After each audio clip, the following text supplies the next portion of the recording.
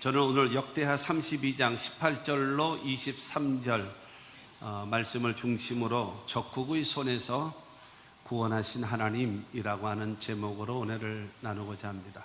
한번 따라 하시면 좋겠습니다. 적국의 손에서 구원하신 하나님. 여러분, 적들의 손에서 우리를 구원하시는 그 하나님의 역사가 유대 나라에 있어진 것처럼 우리나라에도, 그 다음에 우리 개인도, 우리 교회도, 여러분의 모든 생애도 있어지게 되기를 주님의 이름으로 축원합니다. 서경의 10편 속에 있는 말 중에 여러분, 유비무환이라는 말이 있습니다. 유비무환, 많이 들어보셨고 많이 말을 했었던 말 중에 하나가 아니잖아요. 우리가 있을 유, 그 다음에 갖출 비입니다. 갖추어야 돼요. 그리고 없을 무, 그 다음에 근심환이라는 거예요. 그러니까 갖출 것을 갖추고 준비해 놓으면 그러면 환난과 근심과 걱정이 없다라는 거죠. 미리 준비해야 돼요. 미리 준비된 마음을 가지고 있어야 돼요. 그러니까 쉽게 얘기해서요, 우리가 하나님께 기도하잖아요, 소원을 갖고 있잖아요, 목표를 하고 있잖아요, 꿈을 꾸고 있잖아요.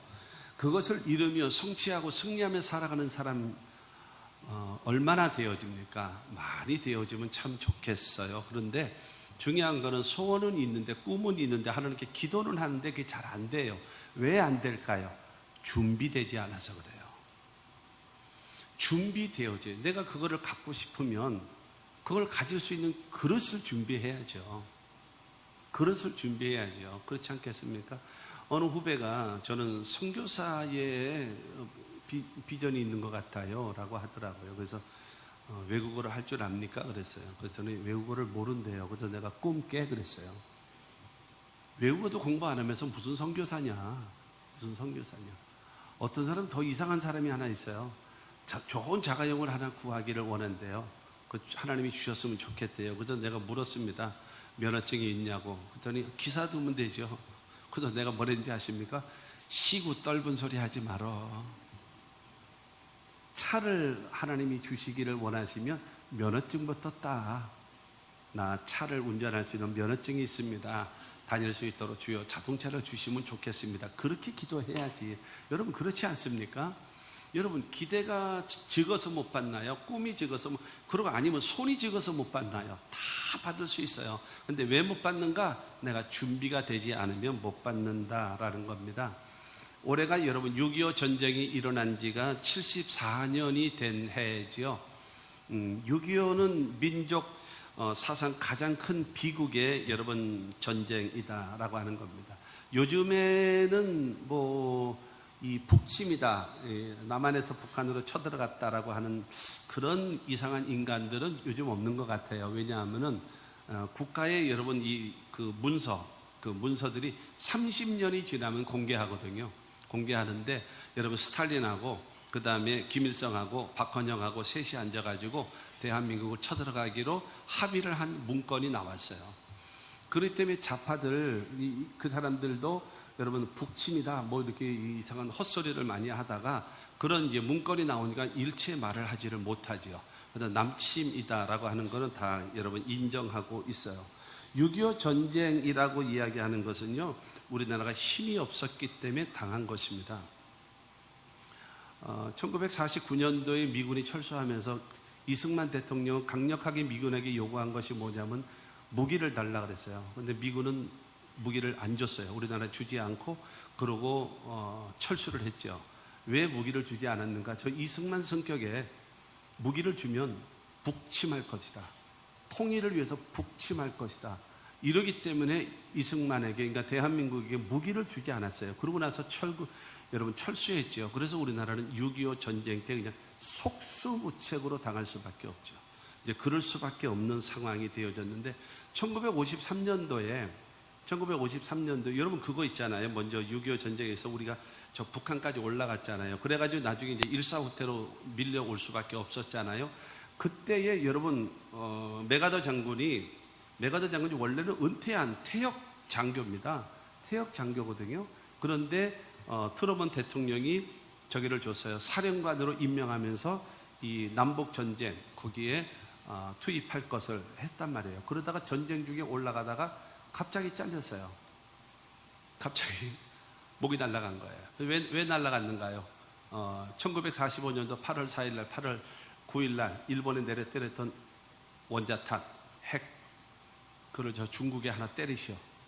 그러면 이 대한민국 통일됩니다. 왜냐하면 이승만 대통령이 이걸 강력하게 원했거든요. 이번에 통일돼야 된다. 강력하게 원했거든요. 그래서 여러분 메가더 장군이 미국 본청에다 요청을 했는데 그래서 메가더가 잘려버린 거예요. 전쟁 중에 장수를 잘라버린 거예요. 왜냐하면 저 사람 큰일 나겠다. 이승만하고 짝짝이가 돼가지고 북한 완전히 통일시키려고 제가 하겠다라고 해가지고 잘려버릴 그 정도 상황입니다. 이승만 대통령이 통일해야 되겠다는 강력한 의지가 있는 거예요. 그래서 1953년도 7월 27일 날 우리나라가 휴전하려고 할 때에 이승만 대통령은 강력하게 반대했습니다. 안 된다. 통일해야 된다. 북한 완전히 공산당 싹 몰아내야 된다. 강력하게 했습니다. 그렇게 되어지다 보니까는 미국에서 이 한미 동맹 A4 용지 3분의 2밖에 되지 아니하는 6개 조항으로 되어 있는 한미 동맹이라고 하는 여러분 이 원서를 가지고 와서 우리가 한국과 미국과 동맹을 맺자. 그리고 우리나라가 절대로 한국을 떠나지 않고 주둔할 테니까 우리 상호 간에 지켜주자. 이거를 해서 그것 때문에 이승만 대통령이 여러분 휴전을 승인한 것입니다. 그러지 않았으면 안 되는 거였죠. 그래서 여러분 미군이 그로 인해서 안 그랬으면 그 사람들은 6.25 전쟁 끝난 다음에 훅 떠나려고 그랬어요. 떠나게 되어지면 100% 북한은 다 치쳐내려오거든요. 그렇게 되어지면 대한민국은 망해버리기 때문에 그것을 알고 있는 이승만, 왜냐하면 이승만은 이 국제 정치를 배웠거든요. 정치를 배웠기 때문에 이거 분명히 사회에서 그래서 미국에 있을 때에도 반드시 그 전쟁 날 것에 대해서 여러분 미리 예견을 하고 말했던, 그리고 공산주의가 잘못되어진 것을 강력하게, 그래서 미국에서는 심지어는 여러분 이승만을 미치광이라고 말할 정도로 그 정도로 공산주의는 안 된다라고 강력하게 주장하던 사람이 이승만 박사였습니다. 그랬거든요. 그렇게 되어져서 우리나라가 휴전이라는 것이 되어졌죠. 그래서 우리나라는 전 세계에서요 언제든지 전쟁이 발발할 수 있는 그런 나라이지요. 다른 나라들은 전쟁에 있을 때 전부 다 종전이잖아요. 종전. 전쟁이 끝이 났어요. 근데 우리나라는 휴전입니다. 휴전. 그런데 이 미군이 주둔함으로 인해서 1950년도에 한국에 들어왔던 그 미군은 그래서 53년도 7월 달에 휴전과 더불어 몇 년이에요? 71년 동안 계속적으로 주둔함으로 인하여 우리가 74년 동안 뭘 하지 않아요. 우리가 6.25 같은 전쟁을 다시 발발하지 않게끔 여기까지 오게 되어졌다라고 하는 것입니다. 이승만 대통령에게 우리 대한민국은요 감사해야 돼요. 김일성이가 제일 싫어하는, 남한에 제일 싫어하는 사람이 누군가? 이승만이에요.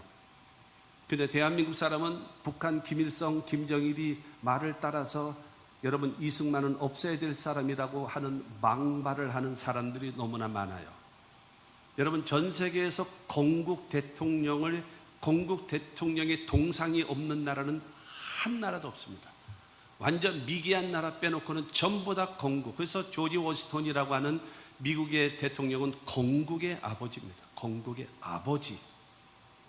그리고 추앙하고 어느 나라나 할 것 없이, 중국 같은 경우도 여러분 공산당을 세웠던 모택동의 사진이 지금도 버젓이 천안문 사거리에 여러분 모택동 사진이 붙어 있잖아요. 지금도 북한 같은 경우도 여러분 김일성의 동상과 여러분 그 초상화는 여전히 되어져 있잖아요. 그게 왜 그래요? 건국이었거든요. 이 나라의 건국. 그런데 우리나라의 건국 대통령, 여러분 이승만 대통령은요 여러분 703과입니다. 703과 7개의 큰 공, 그 다음에 3가지의 과. 그러면 지난번에 여러분 건국전쟁이라고 하는 영화, 다큐멘터리 영화 보지 않았습니까? 여러분 3.15 부정선거요 무엇이 있었나요? 대통령 선거요? 대통령 선거는 없었어요. 왜냐하면 강력한 라이벌은 두 명인데 신익회 선생께서 여러분 이 투표하기 전에 돌아가셨어요. 그렇기 때문에 이승만 단독으로 무조건 당선이에요. 근데 누구 때문에 그러는가? 부통령 세우는 여러분 이기붕 때문에 사건이 생긴 것이지. 그러나 이기붕 사건이 딱 터지고 그다음에 4.19가 터지자마자 그로 인해서 당한 그 학생들을 병원에 가서 병문안 하면서, 그래서 그거에 대한 아픔, 고통, 국민들은 당신을 싫어합니다라고 얘기하니까는 그렇다면 내가 떠나야지 라면서 아무것도 없는 그분이 여러분 하와이로 망명하지 않아요. 깨끗하신 분이죠. 깨끗하신 분. 돈도 하나도 없이. 여러분 그런 건국 대통령, 그분 때문에 대한민국이 지금까지도 보존되어져 있다는 사실을 기억하셔야 합니다. 김일성이가 가장 싫어하는 이승만을 왜 남한에서 살고 있는 사람들이 여러분 이승만을 싫어합니까? 우리가 북한 동포들입니까? 남한 자유민주주의 국가인 여러분 대한민국에 살고 있지 않습니까? 이거 고쳐야 합니다. 이걸 고치지 않으면 잘못된 사회주의자들의 이와 같은 농간에 대한민국이 그대로 이어가고 있는 거예요. 여러분 이것은 절대로 안 된다라고 하는 정체성이라고 하는 것이 바르게 있어야 대한민국의 국민으로서 전 세계가 대한민국을 얼마나 부러워하고 얼마나 좋아하고 있는데, 이런 나라에 여러분 정체성이 바르게 서 있지 못하면 어떻게 나라가 바로 설 수 있겠습니까? 아무쪼록 우리나라는요 6.25와 같은 전쟁은 다시는 없어야 될 것입니다. 그래서 우리나라는 군사 용어로서 강력한 억지력을 가져야 되고, 두 번째로는 강력한 방위력을 가져야 돼요. 억지력은 무엇인가 하면 우리나라가 강함으로 인해서 전쟁을 일으킬 엄두도 내지 못하는 것이 억지력입니다. 그래서 여러분 북한이 제일 무서워하고 있는 비행기가 있어요. F-35라고 이름은 많이 들어보셨죠? F-35라고 하는 비행기가 하루에 한 번씩 평양을 갔다 옵니다. 그런데 중요한 것은 북한에서요 레이더에 잡히질 않아요. 그래서 이 F-35만 뜨면 어느 정도인지 아십니까? F-35 한 대하고 북한 비행기 100대하고 붙어도 F-35 하나가 100대를 다 없애버릴 수가 있어요. 전혀 지금 만화 영화 듣는 것 같이 지금 가만히 있고 있어요. 여러분 그 정도인데, 근데 이 스텔스기인 이 F-35가 김정은이가 제일 무서워합니다. 근데 이 비행기가 어디에 있는지 아십니까? 청주에 있어요. 청주공항에. 그 다음에 여기서 우리나라에 몇 대가 있는가 하면 48대나 있습니다. 48대. 금년 안에 여러분 12대가 더 들어옵니다. 여러분 비행기 하나에 그 다음에 그 북한의 비행기 100대가 붙어도 우리가 다 그들을 부실 수 있는 실력과 기술과 능력을 갖추어준 F-35가 48대에다가 이제 12대까지 곧 다시 들어온단 말입니다. 만약 그래서 그것이 여러분 억지력이에요. 그 다음에 방위력이라고 얘기하는 것은 저쪽에서 뭐 미사일을 쏘든지 아니면 몇십 발을 한꺼번에, 지난번에 여러분 이란에서 이스라엘을 향하여 300 몇십 발의 미사일도 쏘고 그 다음에 로켓포도 쏘고 그 다음에 드론도 쏘고 쏘지 않았습니까? 근데 그거를 99% 다 막아냈잖아요. 그것을 통해서 미국에서의 확신을 얻은 겁니다. 무엇인가 하면 북한에서 장난을 치더라도 전부 다 막아낼 수 있는 뭐가 있어요? 실력과 힘을 가진 나라가 대한민국이란 말이에요. 미군과 함께 있고 있기 때문에. 그러나 만약에 우리나라를 향해서 했다, 우리는 막아낸단 말이에요. 그리고 만약에 핵이 떨어졌다, 그래서 수백만 명이 죽을 수도 있어요. 그러나 2시간 안에, 길게는 5시간 안에 북한은 없어져 버립니다. F-35를 중심으로 해서 떠서 이 북한을 완전히 붕괴시켜 버릴 겁니다. 원시 시대로 돌려버릴 거예요. 그와 같은. 그래서 그것이 뭐냐면 억지력과 방위력입니다. 국가와 민족을 위해서 기도하시면 6.25 전쟁과 같은 일이 다시는 대한민국에 생겨나지 않게 될 것입니다. 오늘 말씀은 유대나라와 아수르 나라와의 전쟁입니다. 아수르 나라의 전쟁. 그 전쟁에 대한, 그래서 이 유대나라가 어떻게 유비무환을 준비했고 그 다음에 하나님이 어떻게 해서 승리를 하게 되어졌는가, 여러분 그것을 우리가 배움으로 우리 대한민국도 우리 개인들도 이와 같은 승리 역사가 있어지게 될 줄로 믿습니다. 북한이 가장 지금 소원하고 있는 것 중에 하나가 바로 무엇인가 하면 잠수함이거든요. 왜냐하면 여기서 대륙간 탄도미사일로 올려가지고 핵을 쏘려고 하면 이게 안 되는 거예요. 북한에서 그게 안 되는 거예요. 그래서 제일 중요한 건 뭐냐면 잠수함이거든요. 잠수함으로 가서 미국 근처에 가서 빵 쏴버리면 미국에 핵을 떨어뜨릴 수 있잖아요. 그렇기 때문에 그걸 하거든요. 그래서 이 소련과 지금 러시아와 지금 그거 하면서 잠수함에 대한 협상을 한 거죠. 그러게 되자 미국에서 당장 날라온 비행기가 뭔지 아십니까? 잠수함 전문 폭파시킬 수 있는 여러분 이 전투기가 당장 미국에서 날라왔습니다. 뭐 하기 위해서요? 대한민국 지키기 위해서. 할렐루야. 우리가 여러분 국가와 민족을 위해서 기도하면요 정말 잘 됩니다. 지금 한미동맹이 아주 좋은 관계에 있고 더군다나 일본과의 관계도 바르게 되어져 있기 때문에 이 나라 이민족의 안보는 튼튼하게 지켜질 것입니다. 할렐루야. 그것을 믿게 되기를 바랍니다. 아무쪼록 여러분 히스기야는 왕 아닙니까? 그러나 그의 신앙을 우리는 본받아야 될 것이고 유다 나라가 승리했던 것처럼 우리 개인도 우리의 가정도 우리의 교회도 여러분 우리나라 대한민국도 이길 수 있는 그와 같은 역사가 있게 되기를 주의 이름으로 축원합니다. 그렇다면 첫째로 히스기야 개인의 신앙을 먼저 보겠습니다. 여러분 이 히스기야 왕의 신앙은 어떤 사람인가 하면 역대하 18장 3절 말씀을 보면 히스기야가 그의 조상 다윗의 모든 행위와 같이 여호와께서 보시기에 정직하게 행하여 정직한 사람. 정직한 사람이라는 것은 무엇을 말하겠습니까? 믿을 수 있는 사람이에요. 하나님께서 보실 때 나를 보고 믿을 수 있어야 하나님께서 내 기도를 들으시지 않겠습니까? 야, 너는 숨 쉬는 거 빼놓은 건 다 거짓말이야. 여러분, 이런 사람이 어떻게 하나님의 여러분 도움을 받을 수가 있겠습니까? 그러므로 하나님 보시기에 정직한 그와 같은 다윗의 길을 걸어요. 다윗의 길, 다윗과 같이. 그러고 여러분 히스기야는 하나님 앞에 정직한 자.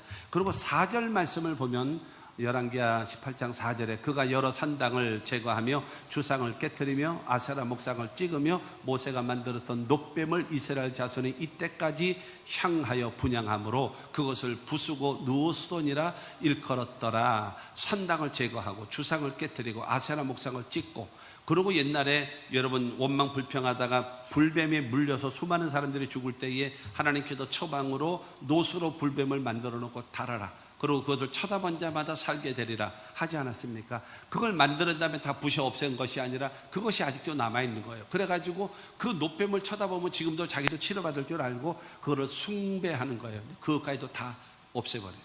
왜요? 하나님 중심. 하나님 중심의 신앙. 정직한 신앙. 그 다음에 하나님 우상을 제거하면서 하나님 중심의 신앙입니다. 세 번째로 18장 5절 말씀을 보면 히스기야가 이스라엘 하나님 여호와를 의지하였는데 그의 전후 유다 여러 왕 중에 그러한 자가 없었으니 히스기야 왕이 하나님을 의지하는 거예요. 어떤 유다 나라에 많은 왕들이 있어도 히스기야 같이 하나님에 대한 전폭적으로 의지하는 사람은 없었다라고 얘기하는 겁니다. 근데 히스기야의 여러분 아버지가 누군가 하면 아하스 왕이거든요. 근데 이 아하스 왕은 악한 자예요. 그리고 더군다나 여러분 우상을 섬기는 자하고 폭행을 저지르는 사람이에요. 그런데 그 아들 여러분 히스기야는 25세 왕이 되어졌고 29년 동안 그 통치를 하다가 54살에 죽었는데 너무 일찍 죽죠? 너무 일찍 죽죠? 이제 옛날에는 다 이렇게 일찍 죽었는데 지금은 백시의 시대가 되고 뭐 이렇게 됐을지라도 그렇게 됐는데 히스기야가 여러분 그 아버지의 악한 왕, 우상을 섬기는 왕 밑에서 자라고 있음에도 불구하고 어떻게 저렇게 정직하고 하나님만 섬기고 그 다음에 하나님만 의지할 수 있었는가라고 하는 거는요 18장 2절 말씀을 보면 그의 어머니의 이름은 아비요 스라리아의 딸이더라. 여러분 스가리아라는 사람은 누구냐 하면은 제사장입니다. 제사장의 딸. 제사장의 딸이 아비라는 그 여인인데 그 여인의 아들이 히스기야예요. 그 히스기야를 여러분 이 제사장의 딸 엄마가 그를 잘 관리하는 거예요. 신앙으로 올바른 길로. 그렇기 때문에 여러분 악을 행하는 아버지 밑에서 자라고 있으면서도 어머니 여러분 대한민국의 미래가 어디에 달려 있습니까? 여인들에게 달려 있습니다. 여러분 여인에 따라서 솔직히 생각해 보세요. 여러분의 가정 어느 가정이나 마찬가지입니다. 그 집안의 종교를 누가 주장하나요? 여자입니다. 안 그런 것 같습니까? 여자 말을 결국에는 들을 수밖에 없어요. 아니에요. 우리 남편은요 지금 아주 엉덩이에 뿔 나가지고 아주 그냥 지고집대 조금만 더 기다려요. 힘 빠질 때가 생겨. 그러면 오래면 오고 가래면 가고 전태적으로 순종할 때가 온단 말이에요. 그때 오라고 끌고 오면은 올 수밖에 없어. 여자를 이길 수 있는 남자는 없어요. 아직도 힘대결하고 있습니까? 더 얻어 터지기 전에, 나중에 구박받기 전에 빨리 순종하는 게 좋습니다. 우리 장로님들 보면요, 아주 진짜 참 은혜가 충만합니다. 이렇게 제가 이제 식사하고 나서 장로님들하고 이렇게 차 마시고 여러 가지 얘기하고 있다가요, 똑똑 문을 두드려요. 그리고 권사님이 얼굴을 딱 비치면 그 권사님의 남편 되시는 분은 스프링처럼 탁 일어나서 나갑니다. 바로 나가야죠. 오래 있다가 나가면 큰일 나요. 바로 스프링처럼 올라가서 탁 나갑니다. 안 나가면 안 되는 거예요. 중요한 거는, 그러면 저 장로님들이 처음부터 저랬을까요? 보통이 아닌 분들이에요. 보통. 그거 봐, 웃잖아 지금 장로님들이. 웃고 있어 지금. 그 왜 그런지 아십니까? 그게 사실이다 이거죠. 나이 먹다 보니까 꼼짝 못하는 거예요. 그런 것입니다. 여자들이 정신을 차리면 대한민국이 밝아지는 거예요. 그냥 그 유행만 따라하고 앉았고, 여러분 이거 고치지 말고요, 여기를 고치세요. 어느 분이 그러더라고. 가슴을 고치라고 그래. 저 목사님 야하네. 아니요, 심보를 고치라고. 엉뚱한 거 수술할 생각하지 말고 심보 고치라고. 심보가 고쳐지면 대한민국이 편안해집니다. 한국 여성 여러분, 그리고 여성 동지 여러분, 여러분들이 유해지십시오. 남자들이 아멘을 세게 해야 되는 거예요. 이 대목에서는 알지도 못하고. 어쨌든 그렇습니다. 그 누구에 따라서요, 제사장의 딸이 여러분 이 좋지 아니하는 아버지 밑에서 자라는 히스기야를 신앙으로 키우는 거예요. 그래서 18장 7절 말씀을 보면 그런 말씀이 있어요. 저가 아수르 왕을 배반하고 섬기지 아니하였고. 여러분, 우상을 섬기고 있었던 아하스라고는 자기 아버지는요, 아수르 왕을 여러분 성국으로 여기면서 거기다 조공을 바치면서 거기에 여러분 굽신굽신하는 사람이에요. 근데 히스기야는 탁 잘라버렸어요. 왜요? 하나님을 의지하기 때문에. 우리는 아수르를 의지하지 않습니다. 우리는 하나님을 의지합니다. 여러분, 이것이 바로 누군가 히스기야의 신앙입니다. 네 번째로 이 히스기야의 신앙은요, 18장 6절 말씀을 보면, 곧 그가 여호와께 연합하여 그에게서 떠나지 아니하고 여호와께서 모세에게 명령하신 계명을 지켰더라. 주님과 늘 동행하는 자가 되어지고 하나님 말씀에 아멘 하고 순종하는 자가 누구냐? 히스기야라고 말하는 것입니다. 히스기야는요, 하나님 보시기에 첫째로 정직한 사람이에요. 하나님이 가장 싫어하시는 우상, 하나님보다도 더 사랑하고 하나님보다도 더 의지하고 하나님보다도 더 생각하는 것, 그것이 우상입니다. 그 우상을 제거하는 거예요. 그리고 세 번째로는 히스기야는 하나님만 전폭적으로 의지하는 신앙이 되어졌어요. 그리고 네 번째로는 하나님과 동행하며 하나님 말씀에 순종하는 사람, 그 사람이 누구냐? 평상시에 히스기야의 신앙입니다. 기본이라고 하는 것은 대단히 중요한 겁니다. 기본이 되지 않으면, 여러분 그런 거 있잖아요. 이론과 실체가 말도 안 되는 말은 닭이 먼저냐 알이 먼저냐, 병아리가 먼저냐 닭이 먼저냐 알이 먼저냐. 여러분, 닭이 먼저지 알이 먼저일 수가 없는 거예요. 하나님이 닭을 창조하셨지 알을 창조하지 않았거든요. 그렇게 되어지는 것처럼 중요한 것은 우리가 하나님 앞에 바른 신앙생활을 하게 되어져서 하나님으로부터 응답받을 수 있는, 그러기 때문에 열왕기하 18장 7절 말씀을 보면 여호와께서 그와 함께 하심에 그가 어디로 가든지 형통하였더라. 그의 기본이 바로 뭐라고요? 하나님 앞에 정직했잖아요. 두 번째로 우상을 제거하잖아요. 세 번째로 하나님만 의지하잖아요. 네 번째로는 그가 하나님 말씀에 순종하는 사람이잖아요. 그러니까 하나님이 그와 함께 하시는 거예요. 할렐루야. 그리고 그가 어디로 가든지 형통하게 하시는 역사가 이루어지는 겁니다. 신앙의 기본적인 태도와 자세가 되지 않으면 되겠습니까? 이론과 실제요? 그러면 여러분, 이론이 중요한 겁니다. 실제보다도 이론이 중요한 거예요. 기초적으로 기본이 되어져야 발전되어지고 성장되어지고 성숙되어지는 겁니다. 이론적인 기본이 되어 있지 않은 사람은 절대로 뭐가 안 되는지 아십니까? 발전이 안 돼요. 성장이 안 돼요. 성숙되지를 못하는 겁니다. 그래서 하나님이 어디로 가든지 함께 하시고 여러분 이기게 하시는 그 은혜가 여러분에게도 있게 되기를 주의 이름으로 축원합니다. 두 번째로, 나라의 위기 앞에서 히스기야의 신앙입니다. 역대하 32장 1절과 2절 말씀을 보면 이 모든 충성된 일을 한 후에 아수르 왕 사네립이 유다에 들어와서 경관 성읍을 향하여 진을 치고 쳐서 점령하고자 한지라. 히스기야가 사네립이 예루살렘을 치러 온 것을 보고, 여러분 아수르라고 하는 나라는요 굉장히 신흥 강대국입니다.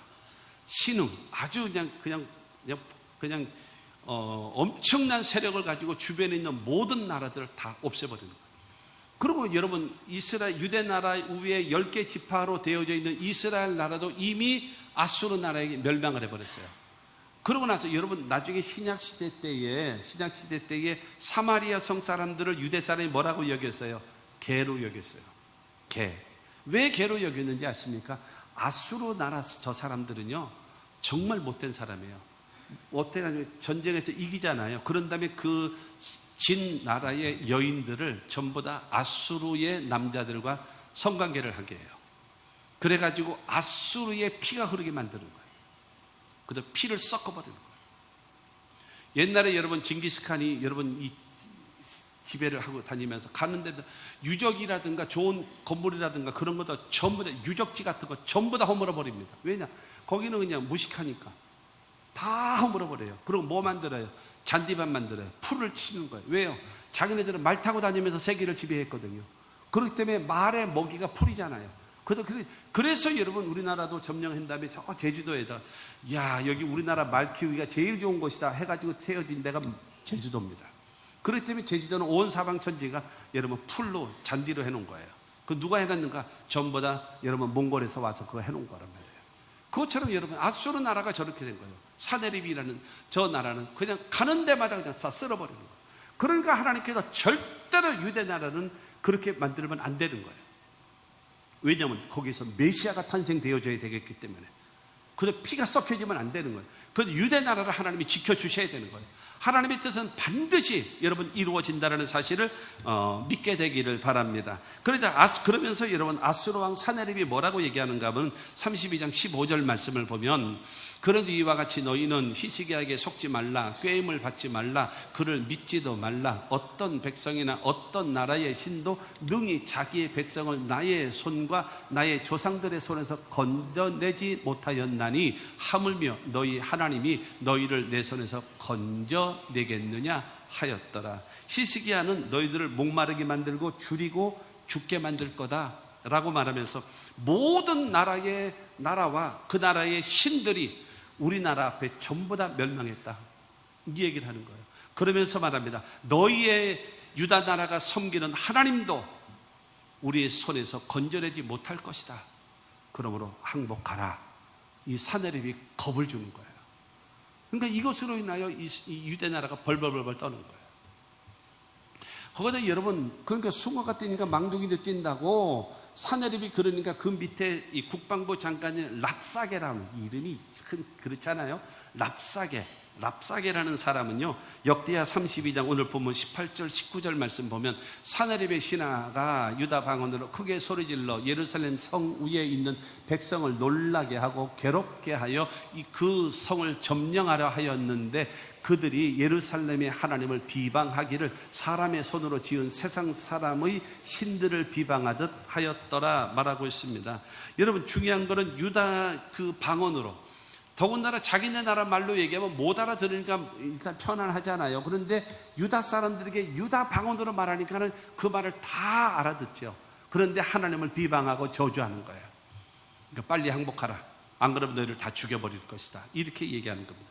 이런 위기 상황에 지금 히스기야가 봉착한 것입니다. 여기에서 어떻게 모든 일은 신앙도 마찬가지고 인격도 마찬가지고 인생을 살아가는 것도 마찬가지입니다. 반응입니다. 사람에게 별의별 일들이 다 생겨날 수 있어요. 그때 내가 어떻게 반응을 하느냐에 따라서 결과는 엄청나게 달라지는 겁니다. 그때의 히스기야는요 자신이 해야 할 일을 먼저 합니다. 있을 갖출 비, 자기 자신이 해야 될 거를 먼저 합니다. 그것이 무엇인가 하면은 32장 3절과 4절 말씀을 보면 그의 백성들과 용사들과 더불어 의논하고 성 밖의 모든 물 근원을 막고자 하며 그들이 돕더라. 이에 백성이 많이 모여 모든 물 근원과 땅으로 흘러가는 시내를 막고 이르되 어찌 아수르 왕들이 와서 많은 물을 얻게 하리요 하고. 여러분, 그 예루살렘을 근거로 해가지고 이 기온 샘물이 흐르거든요. 근데 기온 샘물이 이 예루살렘 성 밖으로 흐른단 말이에요. 이 안으로도 흐르고. 그러니까는 이 히스기야 왕이 제일 먼저 한 일이 바로 무엇인가 하면 저 물꼬를 터라. 이 튀어서 어디로 오는가 하면 S자로 꺾어가지고 지하 터널로 해서 어디로 오게끔 만들어요. 예루살렘 성 안으로만 물이 들어오게끔 만들어라. 그러는 거예요. 그러니까 모든 백성들이 모여가지고 여러분 그들의 고고학자들이 거기를 발견한 거 보니까는요, 높이가 2m가 되어지고 폭은 80cm, 길이는 570m라고 해가지고 방향을 꺾어버려가지고 이 아수르 사람들이 물을 얻지 못하도록, 이 말하자면 광야에서 물을 얻지 못하면 어떻게 싸울 수 있겠어요? 못 싸우는 거거든요. 그러니까 제일 먼저 한 일이 바로 무엇인가 하면 그 시내가에 있는 그 물을 전부 다 예루살렘 성 안으로 들어오게끔 방향을 꺾어버렸어요. 그가 누가 한 일인가 하면은 히스기야 왕이 병사들과 함께 그 일을 먼저 한 거예요. 그래서 그들에게 유익을 주지 않고 우리들에게 물이 풍성할 수 있도록 그 방향을 꺾은 일을 한 일이 누구냐? 그가 바로 히스기야입니다. 그 다음에 두 번째로 한 일이요, 32장 5절 말씀을 보면 히스기야가 힘을 내어 무너진 모든 성벽을 보수하되 망대까지 높이 쌓고 또 외성을 쌓고 다윗성의 밀로를 견고하게 하고 무기와 방패를 많이 만들고.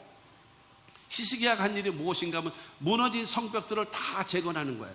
그래서 보수하는 거예요. 다 돌들을 올려놓고 거기 다 해서 튼튼하게 시켜놔요. 그리고 망대를 높이 쌓는 겁니다. 망대를 높이 쌓는다라고 하는 것은 망대 위에서 저 적군들이 어떻게 오고 있는가, 상황, 인원이 얼마나 되는가, 이거를 볼 수 있고, 그 다음에 우리 아군의 상태는 어떤가, 앞뒤를 다 관찰할 수 있는 것이 망대거든요. 그런 망대를 높이 쌓습니다. 그리고 또 외성을 쌓고, 외성이라고 하는 것은 예루살렘 성이 있는데 성 겉에 이 담을 또 세우는 거예요. 채워가지고 예루살렘을 쉽게 공격하지 못하게 하기 위하여. 그러고 나서 다윗성의 밀로를 견고하게 하고 이 군사들이 다니는 군사 비밀 통로, 그 밀로를 견고하게 만들고 뭐를 해요? 무기라고 하는 것은 칼을 만들고 창을 만들고 활을 만드는 거예요. 그리고 이 방어용이 뭐예요? 방패. 여러분, 이 역대하 32장 5절 말씀, 이 말씀을 통해서 무너진 성벽을 보수하고 망대를 높이 쌓고 외성을 쌓고 밀로를 견고하게 하고 무기를 만들고 방패를 만드는, 여러분 자기가 해야 될 유비무환을 여러분 철저하게 하는 거예요. 물꼬를 여러분 예루살렘으로 지나가게끔 방향을 꺾어버리고 그 다음에 성을 견고하게 만들고 무기를 만드는 그 일을 한 사람이 히스기야입니다. 그러면서 세 번째로 한 것이 무엇인가 하면은 6절과 8절 말씀을 보면 군대 지휘관들을 세워 백성을 거느리게 하고 성문 광장에서 자기 앞에 무리를 모으고 말로 위로하여 이르되 너희는 마음을 강하게 하며 담대히 하고 아수르 왕과 그를 따르는 온 무리로 말미암아 두려워하지 말며 놀라지 말라. 우리와 함께 하시는 이가 그와 함께하는 자보다 크니 그와 함께하는 자는 육신의 팔이요 우리와 함께하는 이는 우리의 하나님 여호와시라. 반드시 우리를 도우시고 우리를 대신하여 싸우시리라 하매 백성이 유다 왕 히스기야의 말로 말미암아 안심하니라. 할렐루야. 여러분, 이 히스기야는 그들에게 말하고 있는 것입니다. 마음을 강하게 하고 담대히 하라. 아수르 왕을 두려워하지 마라. 아수르의 힘은 육신의 팔이다. 하나님은 우리와 함께 하신다. 하나님은 우리를 도우실 것이다. 하나님이 우리를 대신하여 싸우실 것이다. 여러분이요 용기를 내십시오. 그러면서 그들에게 강력하게 격려해주고 마음의 평안함을 주고 담대함을 불어넣어주는 거예요. 군대의 용어 중에 하나가 바로 무엇인가 하면 사기입니다. 사기. 싸우면 질 거요, 망할 거요, 이게 어우 저 큰일 났네, 우리 죽게 생겼네, 이런 전쟁은 해보나 마나 집니다. 우리는 할 수 있다, 하면 된다, 하면 이긴다, 반드시 이긴다, 저것들은 우리의 밥이야, 저건 아무것도 아니야, 그냥 누워서 식은 죽 먹기야. 여러분, 이렇게 사기가 올라가야 싸우는 거거든요. 그런데 여러분, 히스기야는 이 모든 병사들에게 그 용기를 심어주는 것입니다. 하나님은 우리와 함께 하신다. 저들의 숫자만 많지 육신의 팔이다. 그러나 하나님이 도와주시면 저거는 아무것도 아니다. 우리는 이긴다. 용기를 심어 넣어주는. 세기야는요, 제가 공명이 쓴 말입니다마는 진인사 대천명입니다. 진인사가 무엇입니까? 사람이 할 일을 다 하라. 대천명, 하늘의 명령을 그러고 기다리라. 그렇기 때문에 여러분, 히스기야는 뭐 했는가 하면 자기가 해야 될 일을 다 한 거예요. 첫 번째는 물꼬를 예루살렘으로 트어놓고, 두 번째로는 성을 견고하게 만들고 무기를 많이 만들고, 세 번째로는 사람들에게 용기를 심어주고 꿈을 심어주고 할 수 있다라는 자신감을 불어넣어주는 그 역할을 한 사람이 누구냐? 그가 바로 히스기야입니다. 그러면서 중요한 것은 하나님께 부르짖기를 시작합니다. 두 번째로 하는 일이 그것입니다. 이사야에게 기도 요청을 하고 그 다음에 하나님의 뜻을 묻습니다. 사람을 보내서. 열왕기하 19장 4절 말씀 보면, 랍사게가 그의 주 아수르 왕의 보냄을 받고 와서 살아계신 하나님을 비방하였으니 당신의 하나님 여호와께서 혹시 그의 말을 들으셨을지라. 당신의 하나님 여호와께서 그 들으신 말 때문에 꾸짖을 듯하니 당신은 이 남아있는 자들을 위하여 기도하셔서 하더이다 하니라. 아수르 왕도 마찬가지고 랍사게라고 하는 군대 장관도 하나님을 비웃고 우리 유다 민족을 비웃고 있는 것을 하나님 들으시지 않습니까? 하나님은 어떻게 생각하십니까? 라고 하면서 묻는 겁니다. 그러면서 여러분, 두 번째로 얘기하는 것은 우리를 위해서 기도해 주십시오. 그러자 이사야는 열왕기하 19장 6절과 7절 말씀을 통해서 이사야가 그들에게 이르되 너희는 너희 주에게 이렇게 말하라. 여호와의 말씀이 너는 아수르 왕의 신복에게 들은 바 나를 모욕하는 말 때문에 두려워하지 말라. 내가 한 영을 그의 속에 두어 그로 소문을 듣고 그의 본국으로 돌아가게 하고 또 그의 본국에서 그에게 칼에 죽게 하리라 하셨느니라 하더라. 이사야가 하나님의 뜻을 전하고 있습니다. 그들을 두려워하지 마라. 그들을 하나님께서 천사를 통해서 다 없애버릴 거다. 그 다음에 이 사네립이라고 하는 왕은 이상한 소문을 듣고 나서 나라로 귀국하게 될 것이다. 그리고 그의 종들에게 죽임을 당할 것이다. 걱정하지 마라 하면서 이사야를 통해서 하나님은 말씀하십니다. 여러분, 아모스 3장 7절에 그런 말씀이 있습니다. 주 여호와께서는 그종 선지자들에게 보이지 아니하시고는 결코 행하심이 없습니다. 하나님께서 행하시는 방법, 구약 성경도 마찬가지고 신약 성경도 마찬가지고 지금 시대도 마찬가지입니다. 하나님께서 세우신 주의 종들을 통해서 말씀을 하시고 나서 행하시는 하나님이십니다. 그렇기 때문에 여러분, 말씀을 경청하셔야 돼요. 그리고 내게 주시는 하나님 말씀을 들으셔야 합니다. 그래야지만이 하나님께서 때가 되어지면 하나님께서 일하십니다. 그런데 하나님이 때가 돼서 일하시기 바로 직전에 주님이 반드시 우리에게 요구하는 것이 있습니다. 그것이 무엇인가? 기도하라. 기도는 바로 무엇입니까? 인격. 여러분 잘 생각해 보세요. 여러분의 집에, 여러분이 퇴근하고 집에 들어갔는데 도둑놈이 와 있어요. 내가 초대하지 않았는데 들어와 있어요. 그건 도둑놈입니다. 여러분, 보통 사람은요, 여러분 전화를 해서 내가 어디 가려고 하는데 거기 들어가도 되겠습니까? 아니면 집에 와가지고 여러분 그 배를 띵동 하고 누르면서 내가 당신의 집에 이렇게 들어가기를 원하는데 나를 들어가도 되겠습니까? 묻고 나서 들어가잖아요. 그게 정상적인 겁니다. 근데 초대하지 않았는데 들어오는 거는 뭐예요? 도둑놈이에요. 그와 마찬가지로 여러분, 하나님은요 인격자이시기 때문에 인정하고 환영하고 모셔드리고 의지한 자에게 역사해 주시는 거예요. 그것이 기도인 것입니다. 기도하지 않는 자에게는 주님 역사하지 않습니다. 왜? 하나님은 인격자이시고 우리도 인격자로 만들어 놓으셨기 때문에 인격과 인격과의 관계는 반드시 기억하십시오. 인격과 인격과의 관계는 반드시 상호 존중이라고 하는 것이 있어야 관계가 바르게 되는 겁니다. 그러지 않으면 안 되는 거예요. 여러분, 하나님께서는 그를 통해서 반드시 그들을 제거해 주실 것을 말씀해 놓으신 겁니다. 그래서 하나님 말씀을 듣고 기도해서 하나님의 도움을 받을 수 있는 여러분 모두가 되기를 바랍니다. 그러면서 오늘 본문 말씀 20절 말씀을 보면, 이러므로 히스기야 왕이 아모스의 아들 선지자 이사야와 더불어 하늘을 향하여 부르짖어 기도하였더니, 할렐루야. 여러분, 히스기야 왕이 누구와 더불어? 여러분, 대선지자인 이사야와 더불어 누구를 향하여? 하늘을 향하여, 하나님을 향하여 뭐 하는 거예요? 부르짖어 기도하는 겁니다. 여러분, 그 기도를 통해서 살 길이 열려지는 것입니다. 할렐루야. 자기 자신이 해야 할 일을 다 하고, 그러면서 하나님의 도우심을 기대하면서 부르짖고 기도하는, 여러분 히스기야의 기도를 보세요. 이 열왕기하 19장 15절과 16절 말씀을 보면, 그 앞에 히스기야가 기도하여 이르되, 구럽들 위에 계신 이스라엘의 하나님 여호와여, 주는 천하 만국의 홀로 하나님이시라. 주께서 천지를 만드셨나이다. 여호와여, 귀를 기울여 들으소서. 여호와여, 눈을 떠서 보시옵소서. 사내립이 살아계신 하나님을 비방하러 보낸 말을 들으시옵소서. 천하 만국의 하나님만이 홀로 하나님이십니다.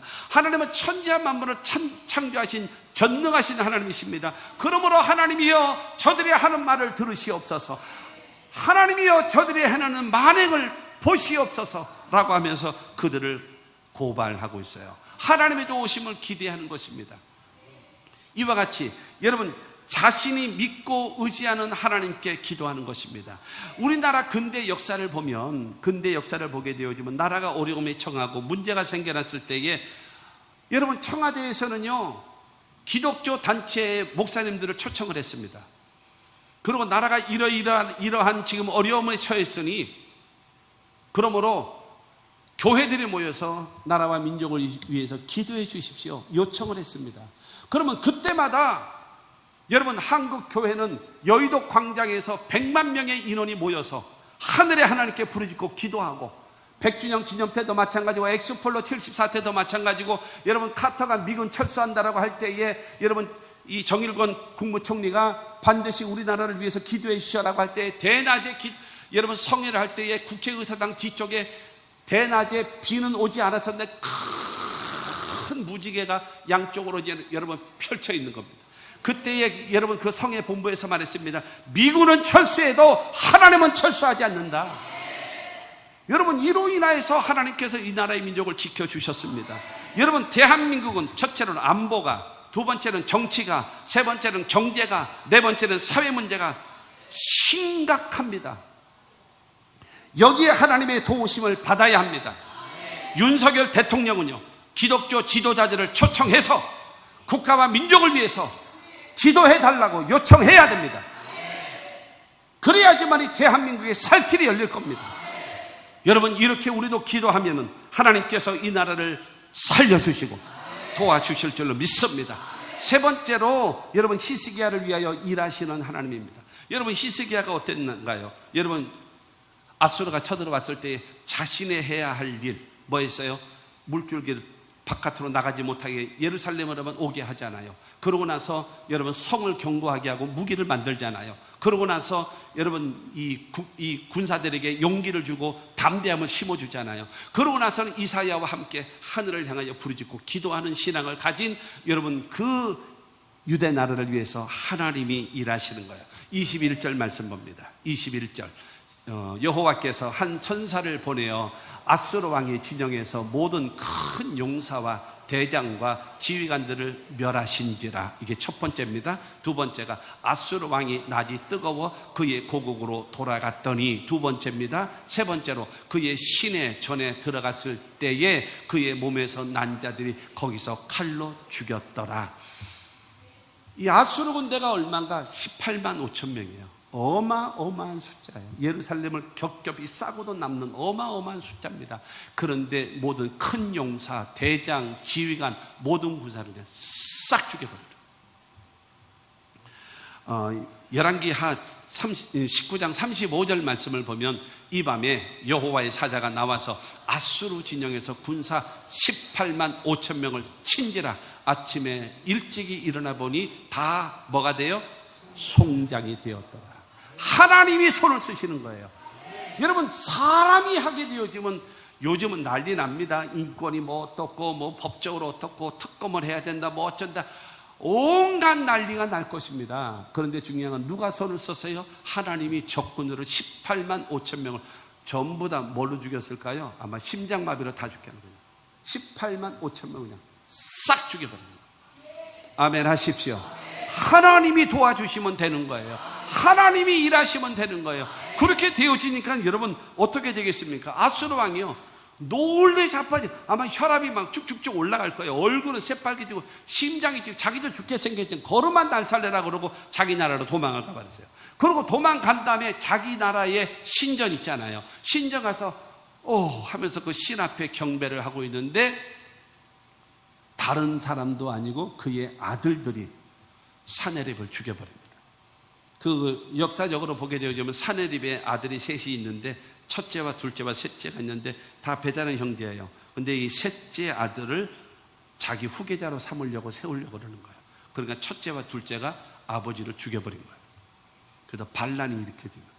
이와 같은, 그래서 하나님께서 유대 나라의 히스기야와 유대 나라의 다윗 절대절명의 위기를 히스기야가 여러분 자신이 해야 될 일과 이사야와 더불어 하나님을 향해서 기도했더니 하나님도 그 적군들을 싹 물리쳐 주시고, 여러분 이 왕인 그 왕도 자기 나라로 돌아가고 그 다음에 죽임을 당할 수밖에 없게끔 만들어 주셨다는 사실을 믿게 되기를 주님의 이름으로 축원합니다. 여러분 이 역대하 32장 오늘 22절 23절 말씀 보면 이와 같이 여호와께서 히스기야와 예루살렘 주민을 아수르 왕 사네립의 손과 모든 적국의 손에서 구원하여 내사 사면으로 보호하심에 여러 사람이 예물을 가지고 예루살렘에 와서 여호와께 드리고 또 보물을 유다 왕 히스기야에게 드린지라. 이후부터 히스기야가 모든 나라의 눈에 존귀하게 되었더라. 여러분 신은 강국이라 그랬잖아요. 주변의 모든 나라들을 다 석권했던 아수르 군대를 손 하나 쓰지 않고 18만 5천 명이 하루아침에 송장이 다 돼버렸으니, 그렇기 때문에 주변의 모든 나라들이 유다 나라를 향해서 벌벌벌벌 떨 수밖에 없고, 그 히스기야를 존귀하게 만들고 여러분 유대 나라를 위대한 나라로 높여주게끔 하나님이 역사해 주시는 거예요. 이와 같은 역사가 대한민국에, 이와 같은 역사가 우리 교회 위에, 이와 같은 역사가 여러분의 가정과 사업 위에 나타나게 되기를 주의 이름으로 축원합니다. 근데 이렇게 이기게 하시는 그 역사는요, 열왕기하 19장 34절에 보면 내가 나와 나의 종 다윗을 위하여 이 성을 보호하여 구원하리라 하셨나이다 하였더라. 누구를 위해서요? 다윗을 위해서. 뭐를 보호해줘요? 유대 나라 예루살렘을 지켜주는 거예요. 다윗 때문에. 사랑하는 성도 여러분, 여러분들의 자식이 있잖아요. 그러면 여러분 때문에 자식이 망하지 않고 여러분 때문에 여러분 가정이 보존되어지는 그런 조상이 되어야 되지 않겠습니까? 그래야 된다라고 생각해요. 다윗이 성전을 지어드리려고 할 때에 하나님은 나단 선지자를 통해서 얘야 다윗아, 나를 위하여 성전을 지어준다고?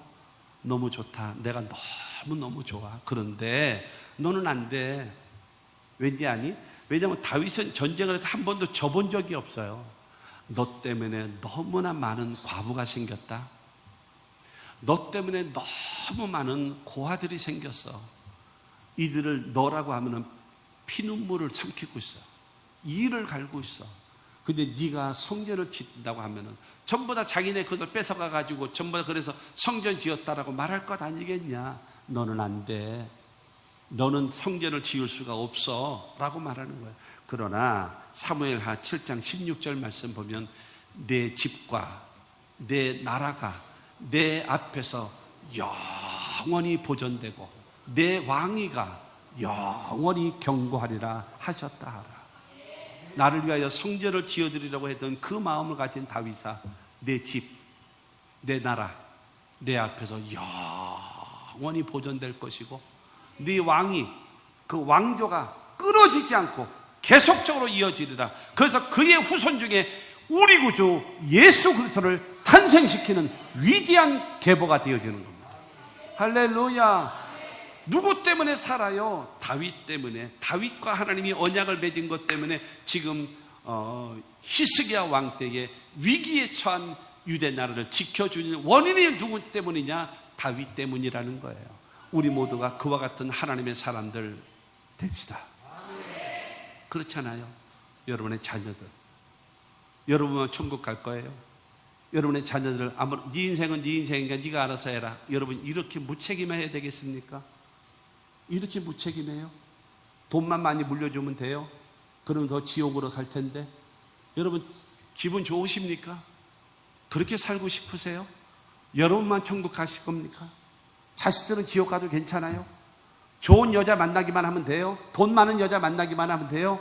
돈 많은 남자만 만나게 하면 돼요? 잘 살고 잘 먹기만 하면 되는 겁니까? 여러분 예수 믿어야 되지 않겠습니까? 그래야 천당 가야 되지 않겠습니까? 영생을 소유해야 되지 않겠습니까? 할렐루야. 그와 같은 부모, 그와 같은 조상들이 다 되어줄 수 있게 되기를 주의 이름으로 축원합니다. 시편 118편 7절 말씀을 봅니다. 여호와께서 내 편이 되사 나를 돕는 자들 중에 계시니 그러므로 나를 미워하는 자들에게 보응하시는 것을 내가 보리로다. 여러분 하나님, 내가 하나님 편에 서고 하나님이 내 편에 되어주시고 나를 도와주시기만 하면 내 적들을 하나님께서 보응하시는, 하나님이 갚아주시는, 그리고 우리를 구원해 주시는 그 역사를 베풀어 줌을 믿으시기를 주의 이름으로 축원합니다. 결론으로 보면은요, 우리가 배워야 될 것이, 첫째가 히스기야의 개인적인 신앙은 어땠습니까? 여러분 개인적인 신앙은 하나님 보시기에 정직했잖아요. 두 번째로 우상을 다 제거하잖아요. 하나님 제일 중심으로 살아가잖아요. 세 번째로는 하나님만 의지하고, 네 번째로는 하나님의 말씀에 순종하는 사람을 살았잖아요. 그 다음에 두 번째로 히스기야가 여러분 절대절명의 여러분 위기에 처했을 때에 그가 한 일이 바로 무엇입니까? 자신이 해야 될 일을 먼저 했어요. 그게 무엇입니까? 여러분 이 성 밖으로 나가는 물꼬를 성 안으로만 돌게 만드는 엄청난 일을 한 거예요.